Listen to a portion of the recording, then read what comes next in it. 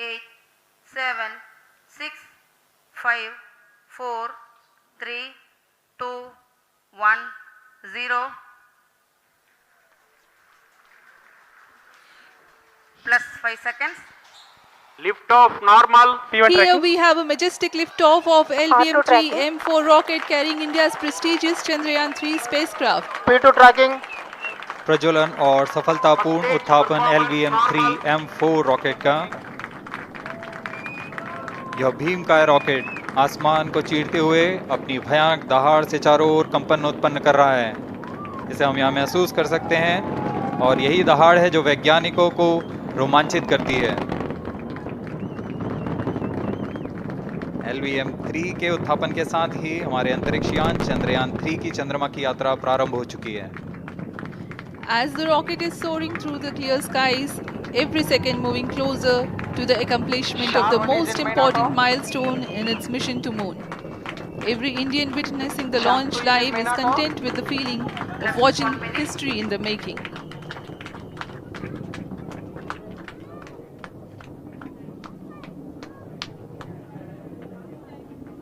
चंद्रमा की सतह पर अपना छाप छोड़ने के लिए चंद्रयान-3 अपने मिशन को पूरा करने निकल चुका है।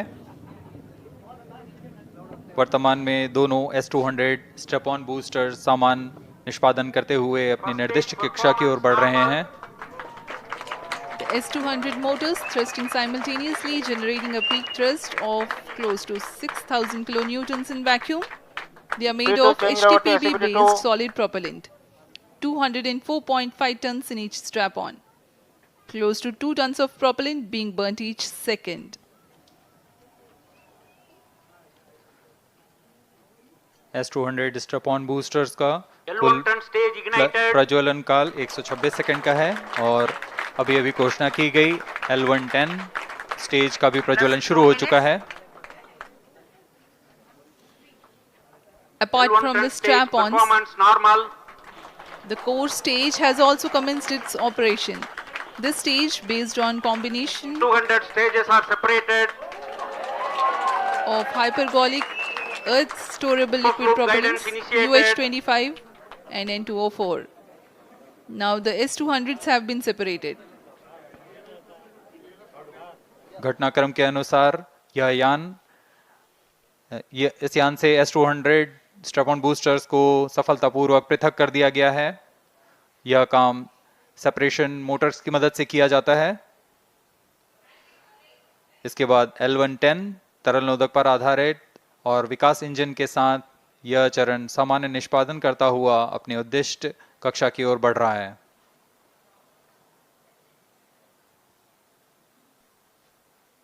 अब यान क्लोज लूप गाइडेंस के अंतर्गत है।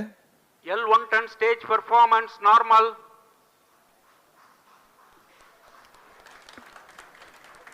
The trajectory of launch vehicle is closely following the prediction. Payload fairing separated. जी हाँ, पेलोड फेयरिंग को पृथक कर दिया गया है यान से, क्योंकि यान अब 114.8 किलोमीटर की ऊंचाई प्राप्त कर चुका है। इस चरण का कुल प्रज्वलन काल 200 सेकेंड होता है और इस दौरान यह करीब 1600 किलो न्यूटन का प्रणोद उत्पन्न करता है। We are 220 seconds past the launch time. Current altitude is 135 kilometers. In the 200 seconds of its operation, the L110 stage carries the rocket up to 175.5 kilometers altitude and imparts a relative velocity of 4.18 kilometers per second, that is 250 kilometers every minute. L110 stage performance normal. LVM-3 M4 rocket का द्वितीय चरण पूर्णतः सामान्य निष्पादन करते हुए इस चरण में कुल 113 टन के तरल नोदक भरे जाते हैं।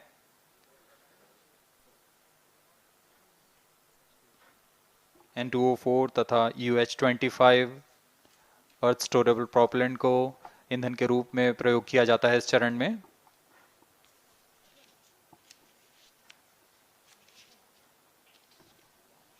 Cryo stage ignition is authorized. अगला चरण C25 का प्रज्वलन भावी है। plus 5 minutes.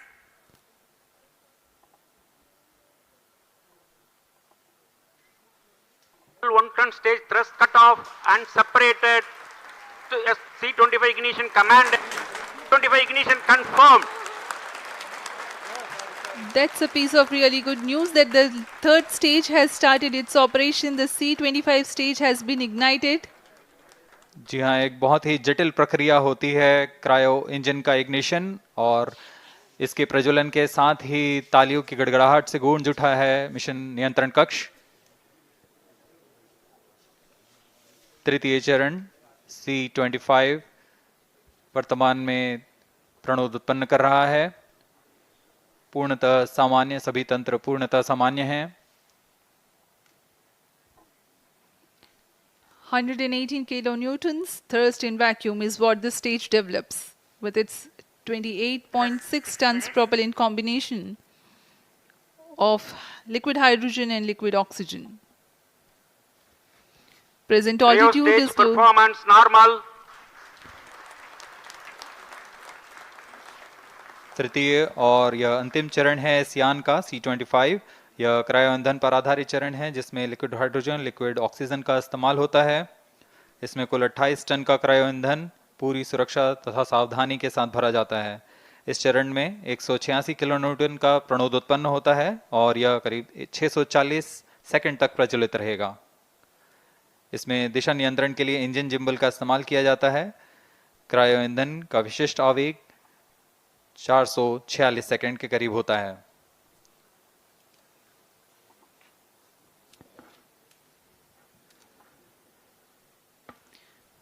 Currently, the rocket is at an altitude of 210 kilometers. Plus 7 minutes. While there is no much variation in altitude, this stage will add to the relative velocity immensely.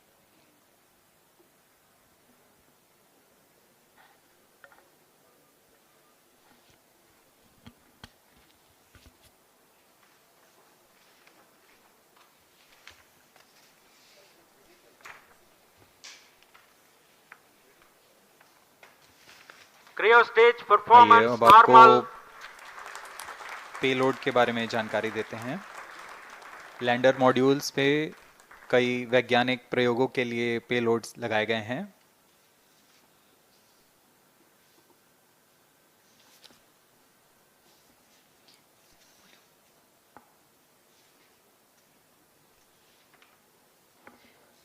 India's prestigious lunar landing spacecraft Chandrayaan-3 moving closer to its intended injection spot in the orbit. The propulsion module provides propulsion for earthbound maneuvers, translunar injection, and moonbound orbits.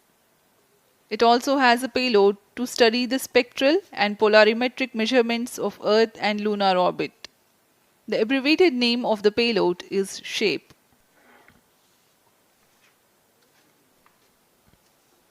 Among the payloads of the lander module, the following are included.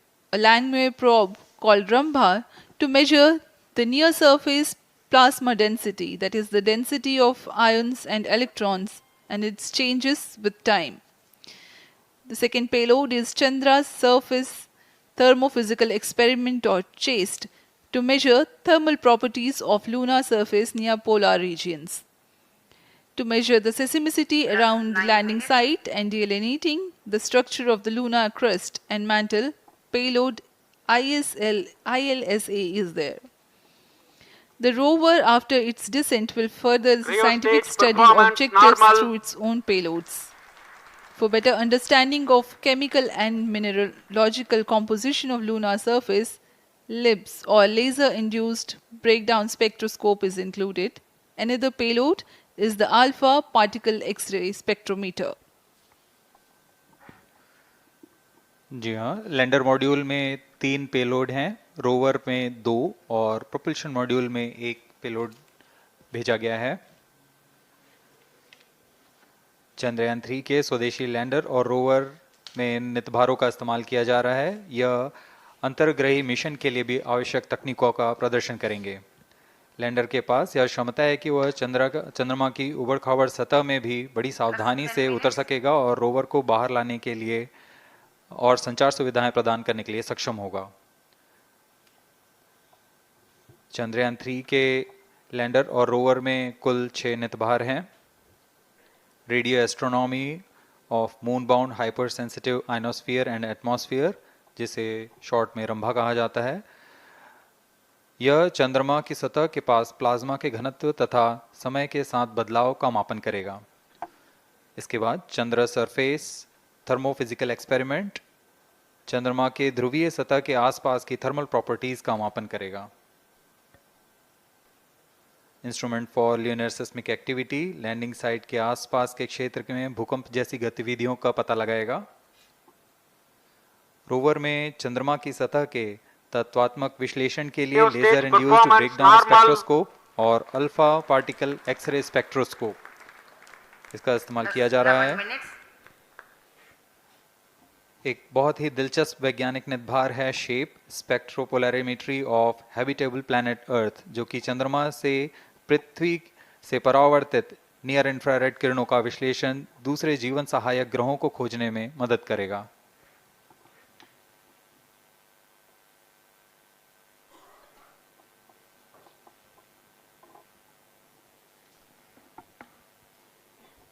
वर्तमान में C-25 engine कार्यरत है और पूर्णतः सामान्य प्रदर्शन कर रहा है। अब हम प्रमोशन से 700 सेकंड की दूरी पर आ चुके हैं। सापेक्ष गति 6.5 किलोमीटर प्रति सेकंड, ऊंचाई 191 kilometre.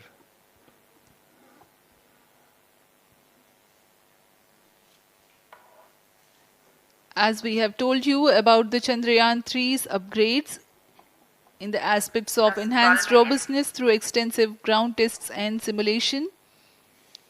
During the last phase of landing, the module will have a vertical velocity of less than 1 meter per second and a horizontal velocity of less than 0.5 meters per second from a height of 3 meters. The lander legs are designed to be robust enough to drive the impact. The cameras are tuned to take pictures ahead of the landing and enable intelligent decision making for choice of best location to land, avoiding craters and boulders on lunar surface. The successive pictures will also enable the craft to determine its horizontal and vertical velocity in real time. Laser Doppler velocity sensor is an upgrade in Chandrayaan 3 over its predecessor. It helps to determine instantaneous velocity of craft. Insights into the behavior of Chandrayaan 2 in the last few minutes of its descent has revealed to the scientists the necessity for upgrade in the guidance algorithm. Inputs from various sensors are used by the autonomous navigation guidance algorithm of Chandrayaan 3 to plan the flight path to the most suitable landing spot. The engines of Chandrayaan 3 are capable of more gradual throttling also.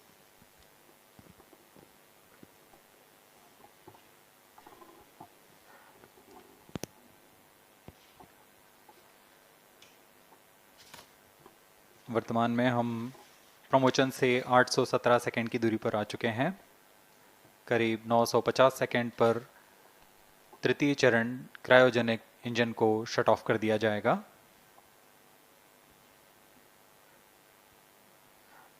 और उचित अभिवृत्ति प्राप्त कर चंद्रयान 3 को यान से पृथक कर दिया जाएगा।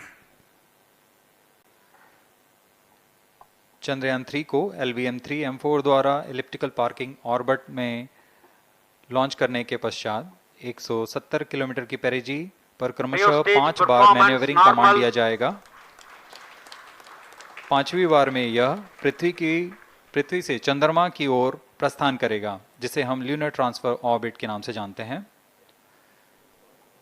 फिर 5 अगस्त 2023 को यह चंद्रमा की कक्षा में प्रवेश करेगा और फिर क्रमशः 5 मैन्यूवरिंग के पश्चात प्रोपल्शन मॉड्यूल चंद्रमा की 100 किलोमीटर की वृत्ताकार कक्षा में स्थापित हो जाएगा।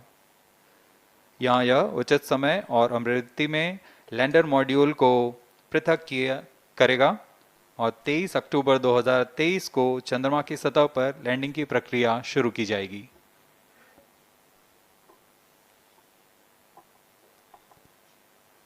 Plus 15 minutes.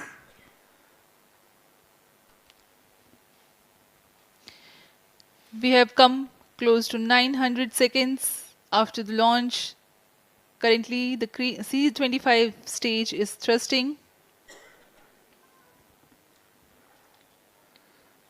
Current relative velocity is 9.29 kilometers per second.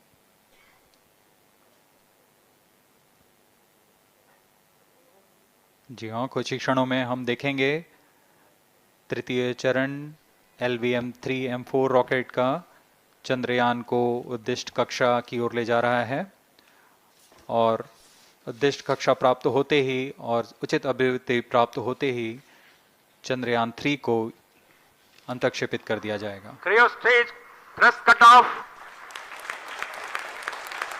Satellite injection condition is achieved. अभी पुष्टि की गई चंद्रयान 3 को प्रमोशन की कक्षा प्राप्त कर ली गई है। Chandrayaan 3 satellite separated. चंद्रयान 3 को सफलतापूर्वक अंतक्षेपित कर दिया गया है एलिप्टिकल पार्किंग ऑर्बिट पर। Chandrayaan 3 has attained a major milestone LVM-3 successfully. Chandrayaan 3 mission accomplished. Handing over to mission director. This is mission director. The LVM-3M4 Chandrayaan mission accomplished its precise satellite injection conditions. LVM-3M4 mission is successful. Jai Hind. The launch has also added a feather in the cap of LVM-3 rocket. You can watch the jubilant congratulatory gestures of ISRO scientists in the Mission Control Center. जी हाँ, चंद्रयान को सफलता